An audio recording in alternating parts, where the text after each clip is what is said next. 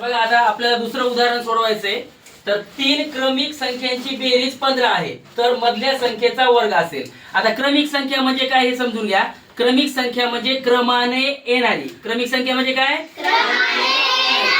क्रमाने म्हणजे 4 5 6 6 7 8 9 10 11 असे क्रमाने येणारे 3 संख्या. त्यांचा मधली जी संख्या आहे मधली तर मधल्या संख्येचा वर्ग जो आहे तो या 4 पर्यायापैकी आहे.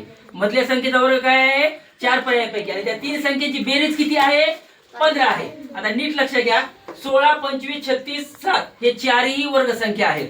4 चा वर्ग 16, 5 चा वर्ग 25, 6 चा वर्ग 36 आणि 7 चा वर्ग 49 हे चारही वर्ग संख्या आहेत. मग आता क्रमिक संख्या म्हणल्यानंतर 4 चा वर्ग किती आहे मला सांगा? 16. 3 क्रमाने येणाऱ्या संख्या म्हणजे मधली संख्या 4 असणार आहे की नाही? मग 4 च्या अगोदर किती?